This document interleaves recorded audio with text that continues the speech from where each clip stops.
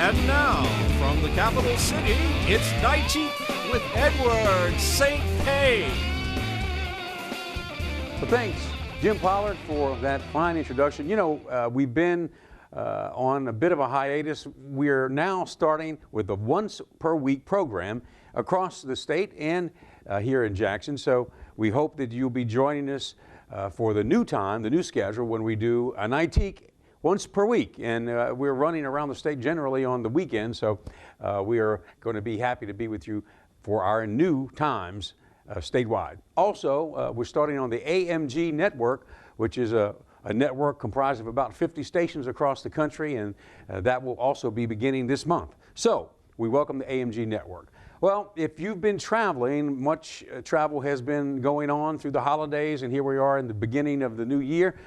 Airlines are finally bringing back free snacks. American Airlines has started giving free snacks again, like pretzels, to people on the plane who are hungry. It's the first time they've been offered in over a decade after years of cutting perks and raising fees. The change came about after the pilots complained they didn't have anything to go with their martinis.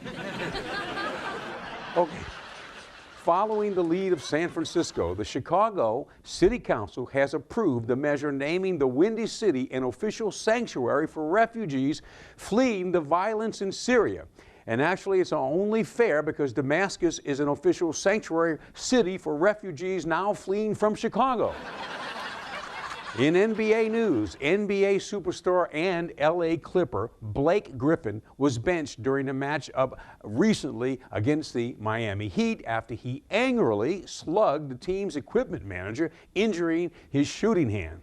While the incident is under investigation, League Commissioner Adam Silver says such behavior has no place on the court and should be confined to the strip clubs where it belongs. Barack Obama met Bernie Sanders at the White House last week in tribute to the socialists' popularity.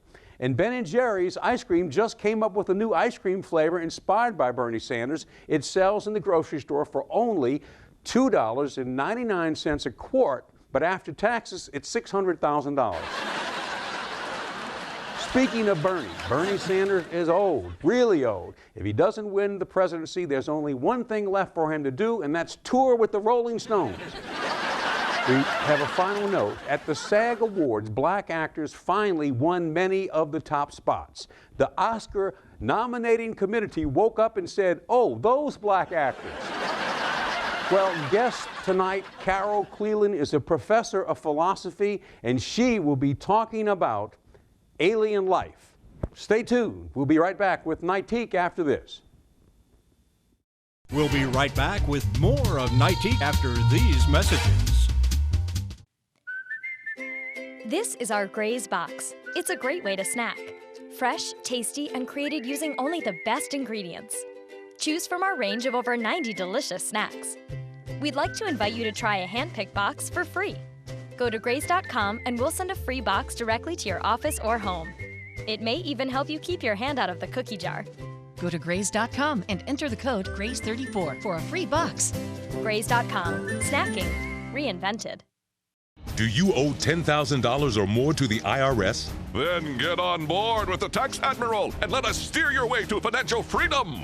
Helping people clean up their mess with the IRS. If you owe $10,000 or more to the IRS, are facing an audit, a lien, or levy, then call me right away. You're in charge with the Tax Admiral. Call me now for your free emergency consultation.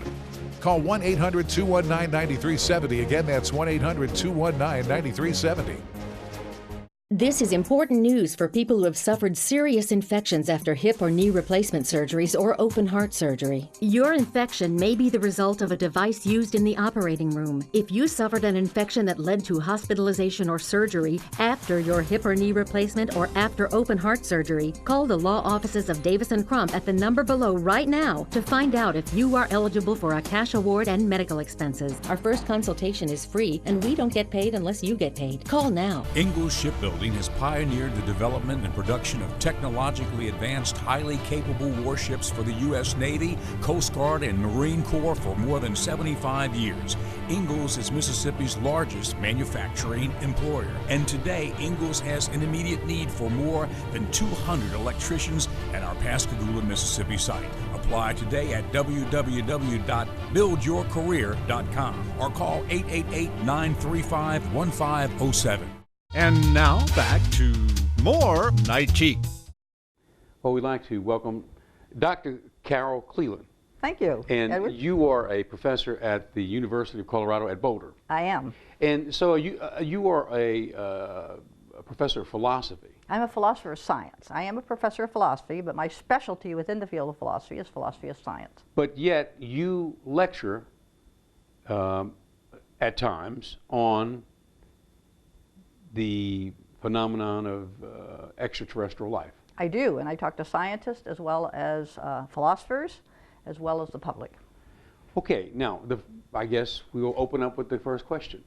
Okay.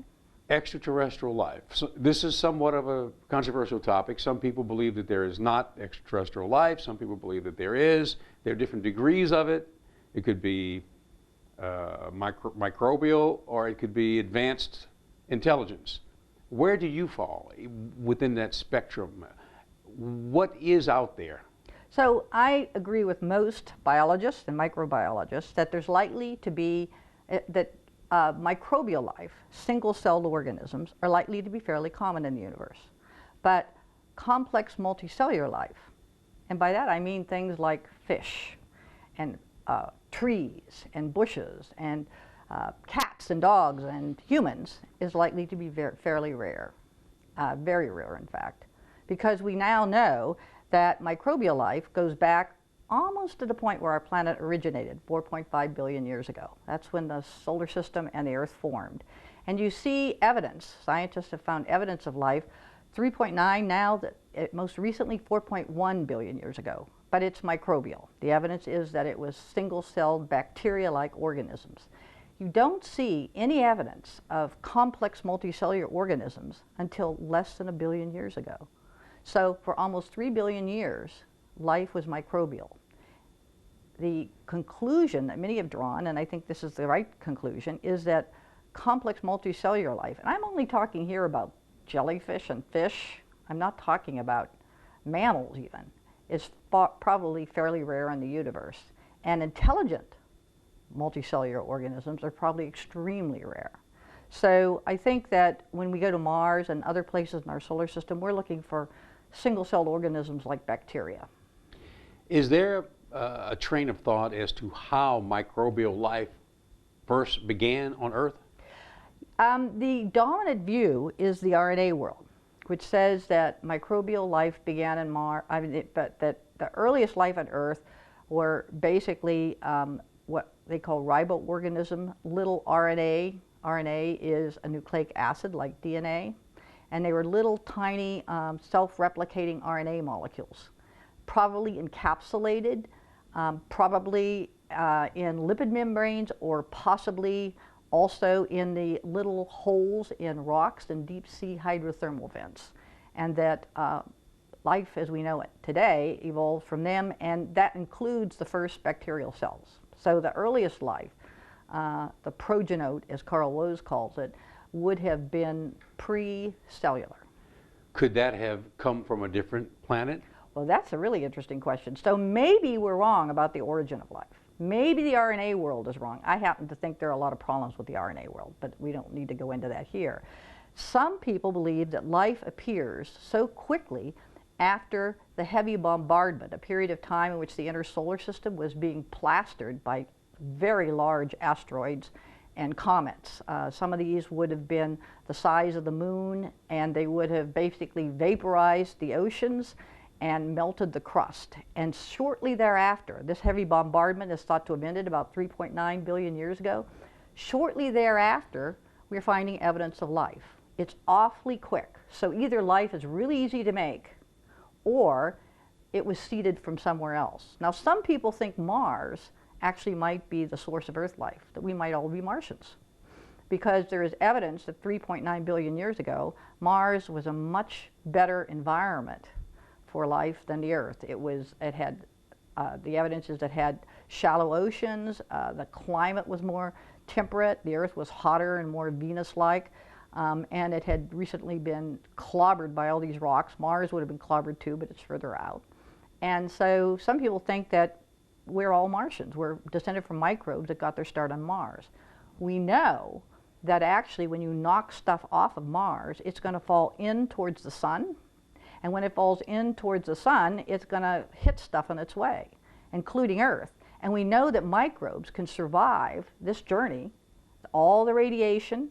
They can survive it in rocks and seed the Earth. This is definitely a possibility. And they can ride in this state for a long time. So it's completely plausible that we're descended from Martian microbes. That's, by the way, one of the reasons people want to find life on Mars, because they want to see whether it's just like our form of life at a molecular level, or whether it's really different. So do you think that with all of the exploration going on Mars right now, with the rover and the photographs and such, we're getting closer to finding out that answer? That's what they believe, but they haven't really done a dedicated search for life on Mars since the Viking landers. So that was in the mid-70s. What they're looking for now is habitability. Was there water on Mars? Was there enough water on Mars? If there were shallow seas, how long did they last? How deep were they? Because it's generally believed, certainly for our form of life, that you need water. Water is the universal solvent for life. And so water is considered one of the necessary conditions for our kind of life. But you can't rule out alternative forms of life. So one of the interesting questions is whether or not Titan might have a different form of life. If there's life on Titan, it's not like us, because there's, first of all, no oxygen, there's no liquid water, and it's extremely cold. And there are oceans of methane and ethane and things that would be poisonous and combustible in the presence of oxygen. So many astrobiologists want to go to Titan, because Titan is the best place to look for really strange life.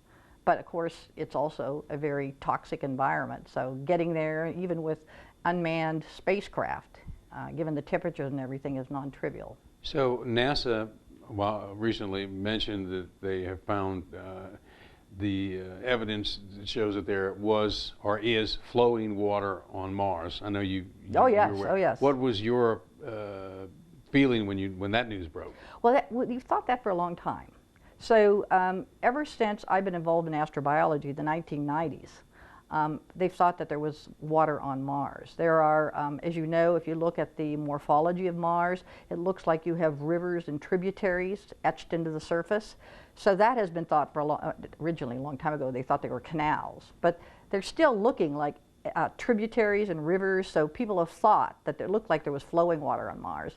And there's also been evidence of, now that we've gone to Mars, and this was certainly evidence that started in the mid-70s and on, of water-altered minerals that you would find only in cases where they've been subjected to water. And there's evidence of even seepage today from water that's thought to be like an aquifer deep in the Martian surface, and it sometimes seeps over the cliffs. So we see seepages, and some of these seepages look like they're fairly recent. So people have thought for a long time there was water on Mars. I think the evidence is just accumulating that they were right about this. Well, we're going to continue our conversation. We're going to take a break, and we're going to be right back with Dr. Cleland. We hope you'll stay here for the next segment. I'd be delighted. Okay, good. Okay, we'll be back after this. We'll be right back with more of Nightique after these messages. This is our Gray's Box. It's a great way to snack. Fresh, tasty, and created using only the best ingredients. Choose from our range of over 90 delicious snacks. We'd like to invite you to try a hand-picked box for free.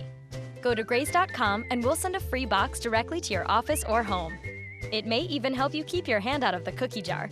Go to grays.com and enter the code GRAYS34 for a free box. Grays.com. Snacking reinvented. Credit card debt is a very real problem that faces most American households. USA Debt Consultants offers services to relieve you of your debt problems. Our partners work with creditors to help you lower your monthly payments, stop harassing phone calls, and avoid bankruptcy. Give us a call today to learn how to take control of your debt and financial future. Get your life back. Let us help. Call USA Debt Consultants at 800-769-6406 for a free no-obligation consultation. This is important news for women using birth control medications and devices. If you or a loved one have been diagnosed with a pseudotumor after using one of these birth control drugs or devices, you may be eligible for a cash award and medical expenses. Contact the law firm of Davis & Crump right now if you or a loved one have used one of these birth control medications or devices and were diagnosed with a pseudotumor to see if you are eligible for a cash award and medical expenses. Call now.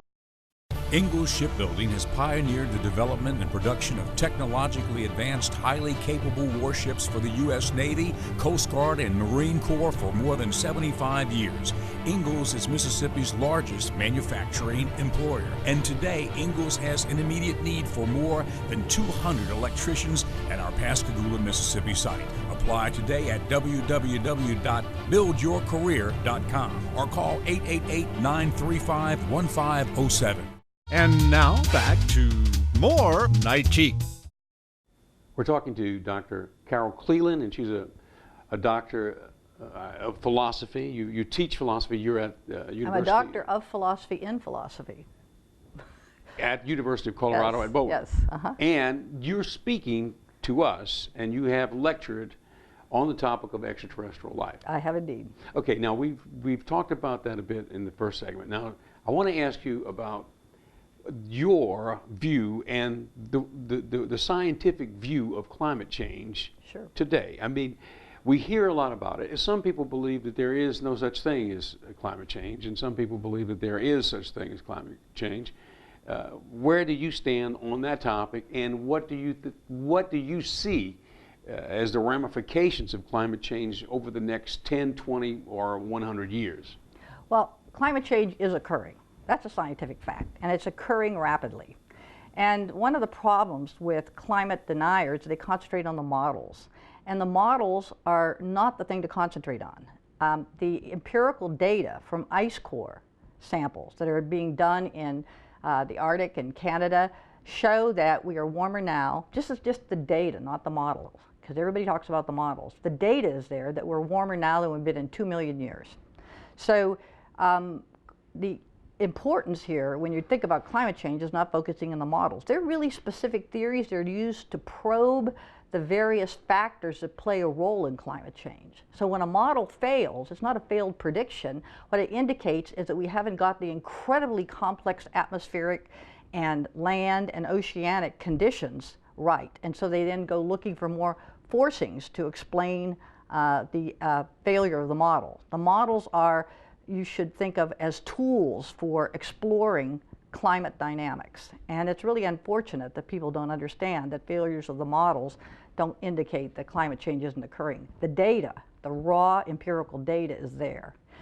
And in terms of its significance for the future, many ecologists, first of all, we're in the midst of the Anthropocene extinction. It's a mass extinction comparable to the greatest extinctions that we've seen on Earth. We just don't know how severe it is. We're losing bird species, we're losing frogs, we're losing lizards, we're losing fish, we're losing our ecology, trees. So we're in the midst of a major extinction that we, to this day, don't know whether it will be as severe as the one that took out the dinosaurs, but it could well be. And why is that? Why are species disappearing? They're disappearing because of human encroachment. So what you're doing is you are driving native species to extinction because you're introducing animals that weren't there before. Predators are dying. So the predators are no longer there to keep other species that would be competitors with species under control. So you just have disrupted the whole ecosystem. The oceans are becoming extremely acidic. I don't know whether you realize this, but most of the fisheries along the west coast are collapsed, and the ones along the east coast are in trouble. People have probably heard about the cod fisheries along the east coast and the problems they're having. The Humboldt squid, which used to be found only in the Baja region and takes very low oxygen levels, has drifted up and is now along the California coast. And it is a very, shall we say, a species that is very tolerant of low oxygen levels and warmth. That's why it used to be in Baja. Now it's up along the coast. So we should be eating squid, which I happen to really like. But the fisheries are gone, and as a result of all of this, human interference, cutting down of the rainforest, we're disrupting the balance of nature. And as a result, we have a mass extinction. The consequences for us are fairly grave because we're losing important species that control the acidity of the ocean, the dynamics of a lot of the carbon cycle, which is the cycle of organic matter throughout the biosphere. But another problem with climate change is the heating up of areas that are in the breadbasket of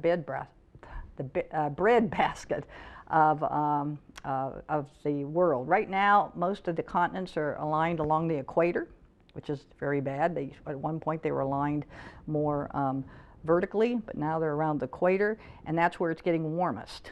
And so what's going to happen is you're going to have drying of the Midwest. We already know that's occurring. The aquifer underneath the Midwest is vanishing. We're going to have changes in rain patterns, which are threatening the possibility of actually growing plants in the Midwest. You are threatened with the possibility of a desert. Now, we don't know everything that will occur, but we do know that there's massive disruption both to the physical environment and to the biological environment. And as a result of the heating, we have pathogens that were limited to areas that were warmer. We all know about some of the ones that have been in the news lately. West Nile virus, of course, is one, and there are some recent ones that people have been talking about. They're moving north. And so we're faced with potential pandemics. People believe that there will be a pandemic that will wipe out millions of people, and we're not fast enough. There's not enough money being spent to research these organisms until the disaster occurs. Okay, we're going to come back and have a final segment after this commercial break, so we'll be right back with Dr. Cleland. Stay tuned. Thank you. We'll be right back with more of Nightique after these messages. Do you owe $10,000 or more to the IRS? Then get on board with the Tax Admiral and let us steer your way to financial freedom. Helping people clean up their mess with the IRS. If you owe $10,000 or more to the IRS, are facing an audit, a lien, or levy, then call me right away. You're in charge with the Tax Admiral. Call me now for your free emergency consultation. Call 1-800-219-9370. Again, that's 1-800-219-9370. An important message about health care reform. Most Americans must have health insurance or pay a tax penalty. Even if you already have insurance, now's the time to cut through the confusion and explore all of your options. You can spend hours searching for coverage on the healthcare exchange, or you can make a single call to Health Markets. Talk to us on the phone or meet with a local licensed representative. Why pay more than you have to or risk going without the coverage you need? Put our free service to work for you. This is important news for people who have suffered serious infections after hip or knee replacement surgeries or open heart surgery. Your infection may be the result of a device used in the operating room. If you suffered an infection that led to hospitalization or surgery after your hip or knee replacement or after open heart surgery, call the law offices of Davis & Crump at the number below right now to find out if you are eligible for a cash award and medical expenses. Our first consultation is free, and we don't get paid unless you get paid. Call now. When you are looking to further your education, there's only one university that towers above the rest, Jackson State University. Jackson State University is one of the leading universities in research, technology, and innovation, graduating more than 1,300 students annually and a consistent growth in revenue. Jackson State University is ranked #1 amongst the HBCUs in research and development.